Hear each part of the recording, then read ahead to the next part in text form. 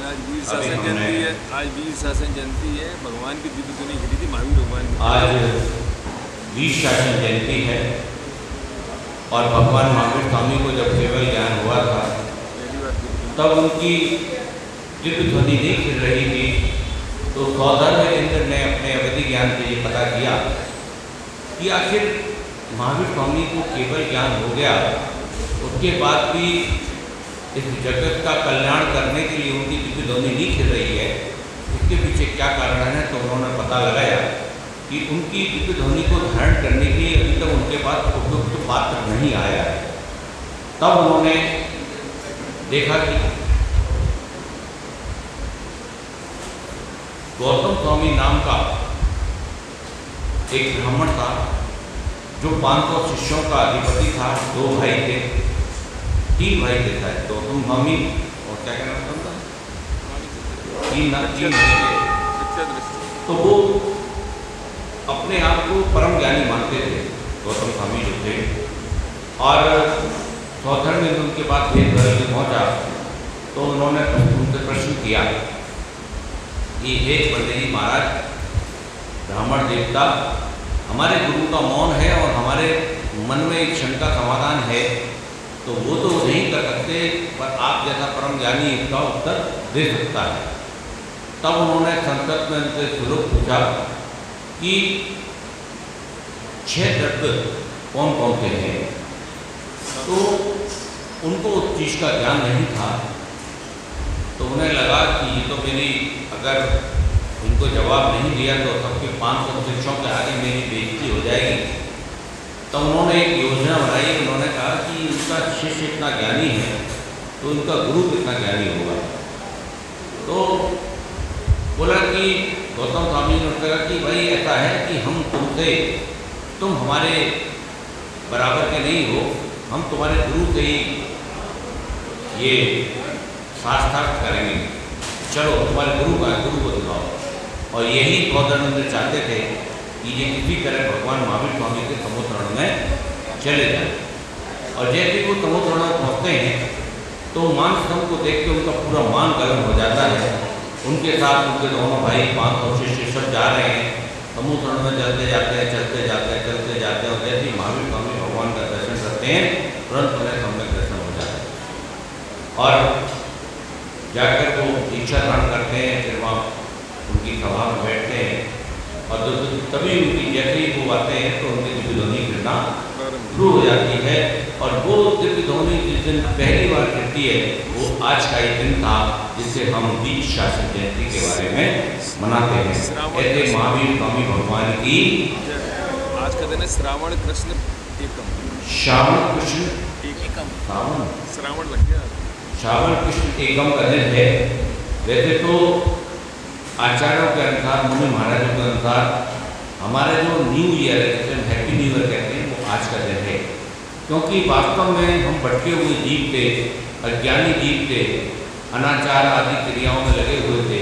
और आज जैसे ही महावीर स्वामी भगवान की दिव्य ध्वनि संसार का कल्याण का मार्ग प्रशस्त हुआ, तो ये इस शासनकाल की जो नववर्ष है, एक तरह से जैनियों का आज नववर्ष है। हमें आज के दिन से ही नववर्ष मानना चाहिए, क्योंकि हमारे जीवन की शुरुआत आज के दिन से हुई थी। ऐसे महावीर भगवान की आशीर्वाद दया हमारे ऊपर हमेशा बना रहे, ऐसी मंगल भावना कर बोल महावीर भगवान की जय हो। यहाँ पर हम लोग पढ़ रहे थे कि आखिर सच्चे देव का स्वरूप क्या है, सच्चे देव का स्वरूप क्या है, सच्चे गुरु का स्वरूप क्या है, सच्चे शास्त्र का स्वरूप क्या है। यदि जब तक हम सच्चे देव शास्त्र गुरु को नहीं जानेंगे तब तक हम जैन धर्म में आगे नहीं बढ़ पाएंगे। इसलिए आचार्यों ने कहा कि जीवन में आप कुछ करें ना करें, 5 मिनट का स्वाध्याय प्रतिदिन अवश्य करें, जिससे हमारा सुना हुआ एक एक शब्द हमारे आत्मकल्याण में सहायक होगा। तो यहाँ पर शास्त्र की परिभाषा आती है। शास्त्र उसे कहते हैं जो सर्व वितराग का कहा हुआ हो, किसी वादी द्वारा जिसका उल्लंघन नहीं किया जा सके। इसका मतलब यदि उसमें कोई बात लिखी हुई है, कोई गाथा लिखी है या कोई पद लिखा हुआ है, तो उसको कोई भी झूठा सिद्ध नहीं कर सके। और दुष्ट अर्थात प्रत्यक्ष और इष्ट अर्थात अनुमान जिसमें विरोध नहीं आवे, किसी तरह का कोई विरोधाभास नहीं हो, क्योंकि जैन धर्म पूरा लॉजिकल है। कहीं भी कोई कपोल विद्या नहीं है कि कोई गप हो या कुछ ऐसा हो। एक एक चीज़ तीर्थंकर की वाणी है, कही हुई है और अटूट सत्य है, ऐसा जानना चाहिए। तत् अर्थात जैसा वस्तु का स्वरूप है वैसा कथन उपदेश करने वाला हो। हमारा शास्त्र कैसा हो, जो वस्तु का स्वभाव है, स्वरूप है, उसको उसी रूप में कहने वाला हो।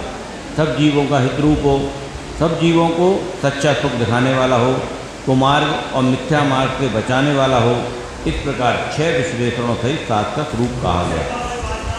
यानी सच्चे 6 कौन कौन से हो गए? सच्चे देव को बताने वाला, सच्चे गुरु को बताने वाला, सच्चे शास्त्र को बताने वाला। इसका उलट क्या हो गया? 3 को देवों से बचाने वाला, को गुरुओं से बचाने वाला और को शास्त्रों से बचाने वाला। ये 6 अनायतन है, इसका हमें हमेशा ध्यान रखना चाहिए। या ऐसा एक प्राय जानना है कि वर्तमान में काल दोष के निमित्त से मिथ्या मार्गी बहुत उत्पन्न हुए हैं। पंचम काल के प्रभाव से एक तरह से ये मिथ्या काल है। इसमें इतने मिथ्या दृष्टि मिलेंगे, ये एक कदम पे 10,000 मिथ्या दृष्टि मिल जाएंगे आपको। इतने मिथ्या दृष्टि हैं इस समय इस काल में, और हमें उन मिथ्या दृष्टियों से, मिथ्या मार्गियों से अपने आप को बचाना चाहिए। लेकिन बचाएंगे कैसे? तो बचाने का कोई रास्ता तो है नहीं, एक ही रास्ता है। वो रास्ता है कि यदि हम सच्चे देव शास्त्र गुरु को जान लें तो ऑटोमेटिकली इन मिथ्या दृष्टियों से बच पाएंगे। इसके अलावा इसका कोई दूसरा रास्ता नहीं है मिथ्या दृष्टियों से बचने के लिए। जिन्होंने अपना अभिमान और विषय कसायों का पोषण करने के लिए अनेक खोटे उपदेश देने वाले शास्त्र रखते सच्चे जगत को, इस जगत को सच्चे धर्म से भ्रष्ट कर दिया। क्या किया उन्होंने? मिथ्या दृष्टि ने खुद को तो भ्रष्ट कर लिया, और उन्होंने अपनी दुकानें चलाने के लिए, अगर देसी भाषा में कहा जाए कि अपनी दुकानें चलाने के लिए, अपने पंथ को चलाने के लिए, अपने ग्रंथ को चलाने के लिए उल्टे सीधे शास्त्रों की रचना कर दी, उल्टी सीधी कथाओं की रचना कर दी और पूरे जगत को पथभ्रष्ट कर दिया। संसार में जितने मत चल रहे हैं ये शास्त्र द्वारा चल रहे हैं, शास्त्र बिना कोई भी मत नहीं है। यानी कि अगर आप आगरा में भी देखेंगे ना, मैं पूरे भारत की तो बात ही नहीं कर रहा, आगरा में ही अगर देखेंगे तो कम से कम 5,000 मत वाले लोग मिल जाएंगे आगरा के अंदर। 5,000 मत को मानने वाले, अलग अलग डिफरेंट, उनमें कोई ना कोई डिफरेंट होगा। ऐसे ऐसे मत हैं जिनका नाम आपने स्वप्न में भी नहीं सुना होगा। ऐसे ऐसे मत चल रहे हैं तो मैं आगरा के अंदर, मैं तो भारत की बात ही नहीं कर रहा हूँ। एक कदम चलोगे एक गली में एक मत, फिर 4 कदम चले दूसरी गली में दूसरा मत, तीसरा मत। अगर कहना चाहिए कि 10 किलोमीटर एरिया में इतने मत निकले आएंगे, इतने दुकानें चल रही हैं और केवल कोई उद्देश्य नहीं है अपनी दुकान चलाना, मिथ्यात्व को बढ़ाना, इसके अलावा कोई दूसरा उद्देश्य नहीं है।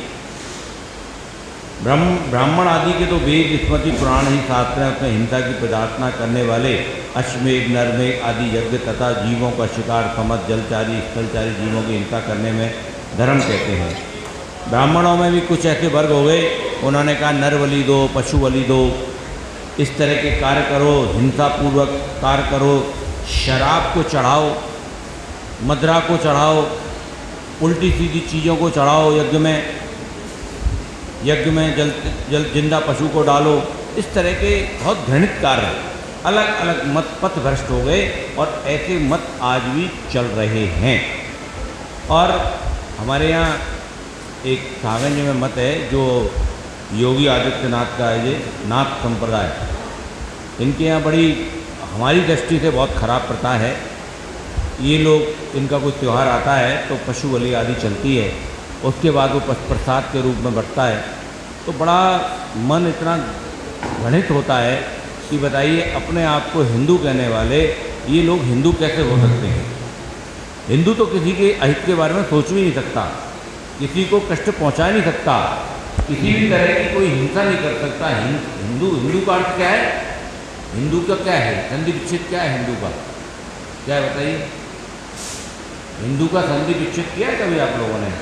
हिंदू का संधि विच्छेद है जो हिंसा से दूर रहे। जो व्यक्ति हिंसा से दूर रहे वो ही हिंदू है। इतनी परिभाषा दे दी गई, उसके बाद भी हिंसा का इतना समामेलन है। जब तक हिंसाती आदि कार्यों का घाल मेल नहीं होगा, जब तक लोगों को मजा ही नहीं आता, उन क्रियाओं में आनंद ही नहीं आता।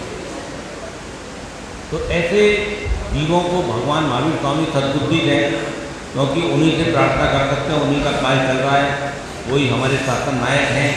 आज शासन जयंती है, वीर शासन जयंती है। ऐसी वीर शासन जयंती में हम भावना बातें हैं कि भगवान महावीर की दिव्य ध्वनि उनके कानों में पड़े, वो श्रवण करें और उनको ये हिंसा आदि कार्यों से विरत हों। ऐसी मंगल भावना हम चाहते हैं, करते हैं, भगवान से प्रार्थना करते हैं, हे भगवान आपकी जो दिव्य ध्वनि है वो फिर से आज एक बार चले और इस संसार में दूर मिथ्या दूर हो, अंधकार दूर हो, हिंसा दूर हो, सत्य का परचम फैले। ऐसी भावना कर बोले शांतिनाथ भगवान की। या वाणी के ज्ञान से सूझे लोकालो, तो वाणी मन तक करो सदा से तोड़ो। एक वाणी भारती तो जपो जल है, जो देवी करना दरे तो पावे तो क्या देव बजवले तो देवानंद दया धर्म पावे